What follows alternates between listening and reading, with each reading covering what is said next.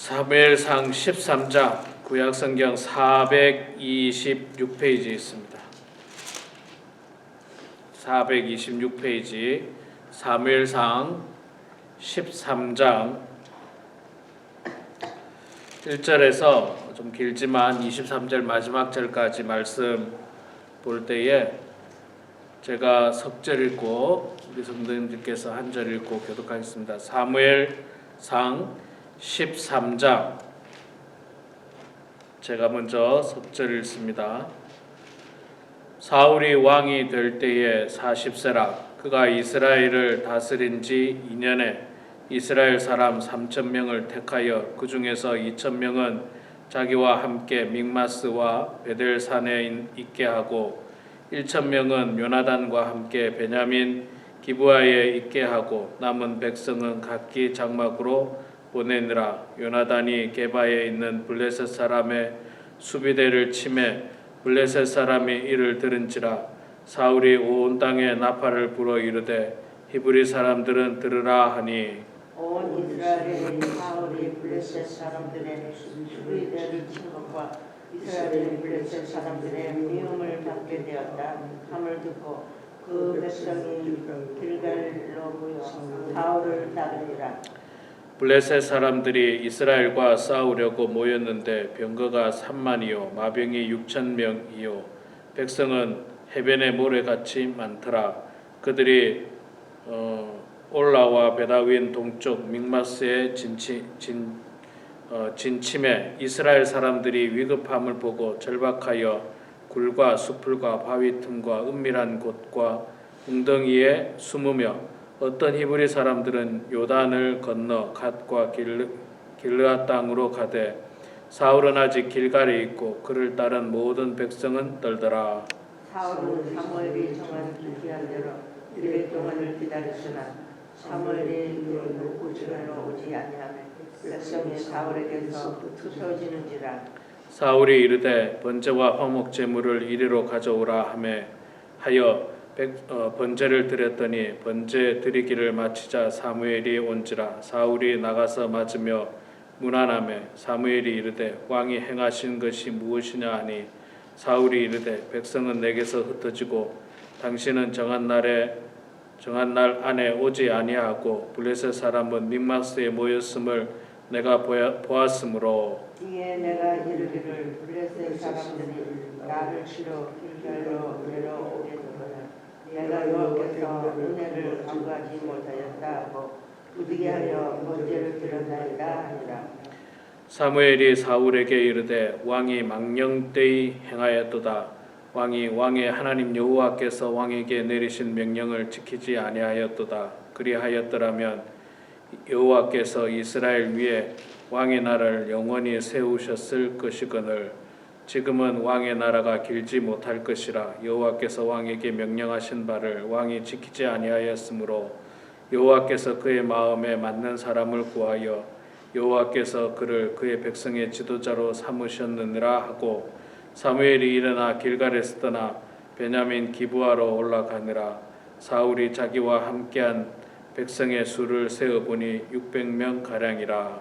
사울과 그의 아들 요나단과 그들과 함께 한 백성은 베냐민 게바에 있고 블레셋 사람들은 믹마스에 진쳤더니 노략군들이 세 대로 블레셋 사람들의 진영에서 나와서 한 대는 오브라 길에 따라서 수알 땅에 이르렀고 한 대는 벳 호른 길로 향하였고 한 대는 광야 쪽으로 스보임 골짜기가 내려다 보이는 지역길로 향하였더라. 그때 이스라엘 온 땅에 철공이 없었으니 이는 블레셋 사람들이 말하기를 히브리 사람이 칼이나 창을 만들까 두렵다 하였음이라.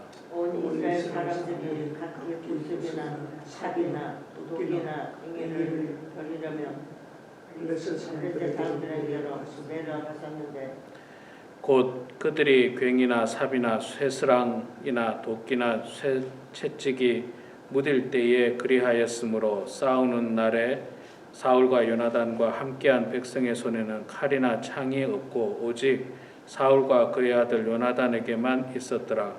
블레셋 사람들의 부대가 나와서 믹마스 어귀에 이르렀더라. 아멘. 네, 오늘 또 이렇게 새벽에 우리 장로님 권사님 나오셔서 감사합니다. 지난 한 주간 제가 세미나 잘 다녀왔습니다. 자, 오늘 사무엘상 13장 말씀 우리가 좀 길지만 읽었습니다. 사무엘상 13장의 아주 중요한 키포인트 중에 하나는 사울 왕의 불순종입니다. 사울 왕의 죄, 하나님 앞에 죄가 가장 키포인트입니다. 사울 왕은 우리가 지금 말씀을 봤습니다만 왕이 되기 전에는 뭐 괜찮은 사람이었습니다. 왕으로서의 충분한 자질이 있었습니다. 겸손한 사람이었고 또 키도 크고 아주 용모가 뛰어난 사람이었고 뭐 성품이나 인품이나 외모로 보나 왕으로 세우기에 부족함이 없어 보였습니다. 그렇게 2년 동안은 아마 왕으로 잘 지낸 것 같습니다. 오늘 1절 보니까 사울이 왕이 될 때에 40세라 그가 이스라엘을 다스린 지 2년에 이제 왕이 되고 나서 2년 후에 일어난 일인데 2년 동안은 아마도 괜찮게 지내게 됐는데, 자, 이스라엘이 블레셋과 전쟁을 치르게 되었습니다. 그런데 왜 전쟁을 치르는지 이해를 할 수가 없어요. 좀 생각해 보면 왜 그러냐면 지금 우리가 끝부분에 읽었습니다만 이스라엘은 무기가 없어요. 무기가 칼도 없고 끝에 나오지 않습니까? 예. 어딥니까? 예. 22절에 보니까 싸우는 날에 사울과 요나단과 함께한 백성의 손에는 칼이나 창이 없고 오직 사울과 그의 아들 요나단에게만 있었더라. 이 칼이나 창이 왕하고 아들 요나단하고 두 사람밖에 없고 나머지는 칼이나 창이 없어요. 그런데 오늘 말씀을 좀 자세히 보면 블레셋이 공격해 온 게 아니라 이스라엘이 먼저 공격해 갔어요. 지금 왜 그랬는지 좀 이해를 할 수가 없습니다. 이게 무슨 예를 들어서 뭐 아주 그냥 군사력이 뛰어나서 뭐 그래서 뭐 공격을 한다 뭐 이해가 되죠. 군사력이 뛰어나. 그런데 지금 이스라엘 군대는 무기가 없어요. 무기가 이 뭐 믿고 지금 전쟁을 펼치는지 참 이해하기가 좀 어렵습니다. 뭐 어찌됐든지 간에 하여간 전쟁을 일으켰어요. 전쟁을 일으켰습니다.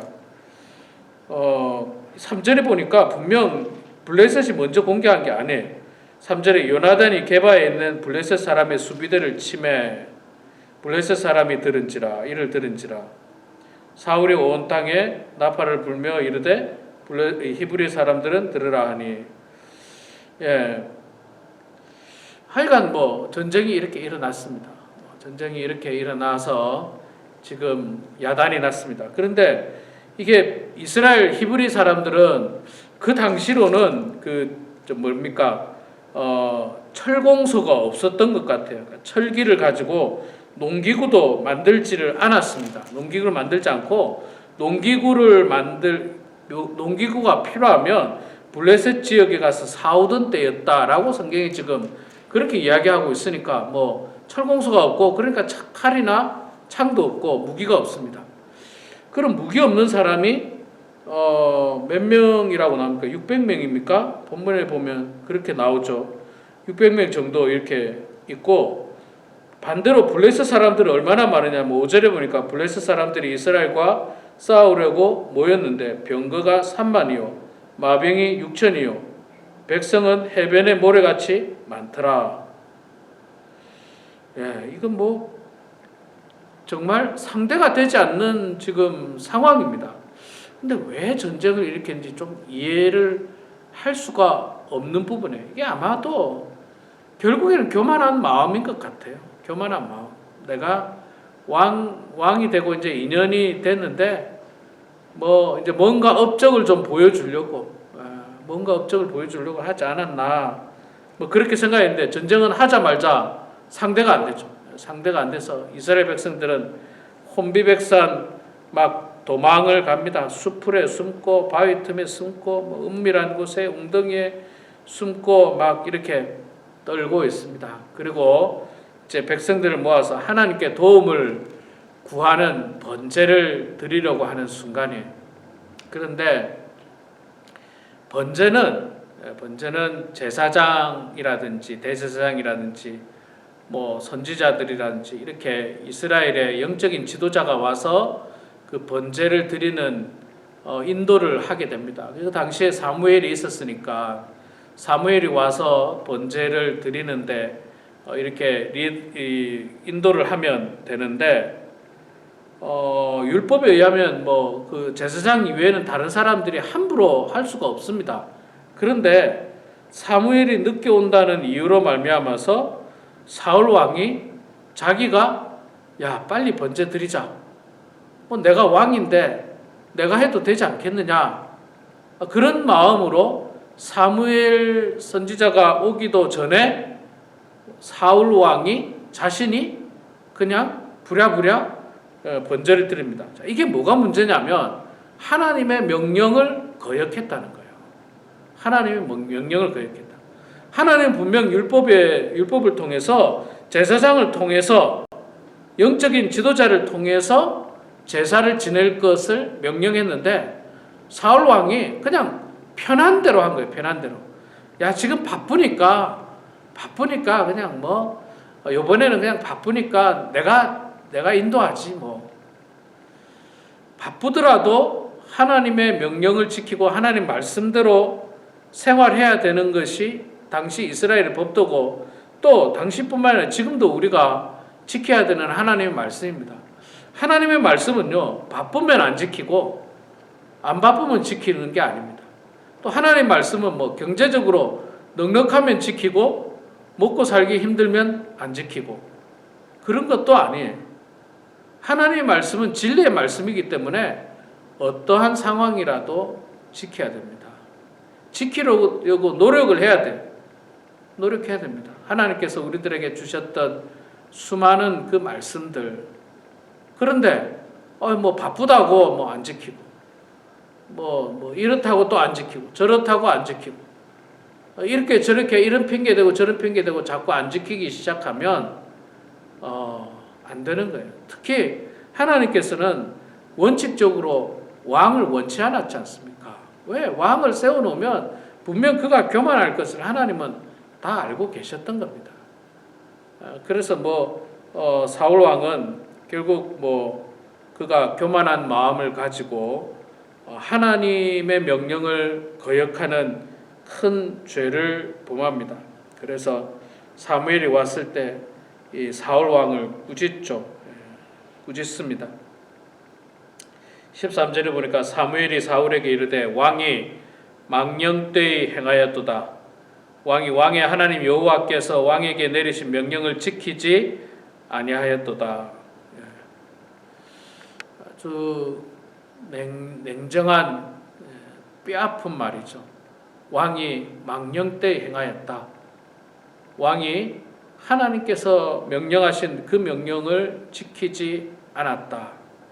자, 그래서 사무엘이 사울 왕에게 뭐라고 이야기하느냐면 이제 너의 나라가 영원히 세우지 못할 것이다. 너로 왕은 그 당시만 하더라도 왕이 죽으면 그 다음 아들이 왕이 되고 그 다음 아들이 왕이 되고 이렇게 대대로 이어지지만 너의 대로 끝날 것이다. 그렇게 이야기하고 뿐만 아니라 새로운 왕을 세울 것이다 라고 말씀합니다. 14절에 지금은 왕의 나라가 길지 못할 것이라 여호와께서 왕에게 명령하신 바를 왕이 지키지 아니하였으므로 여호와께서 그의 마음에 맞는 사람을 구하여 여호와께서 그를 그의 백성의 지도자로 삼으셨느니라 하고 하나님은요 하나님 마음에 맞는 사람을 택하십니다.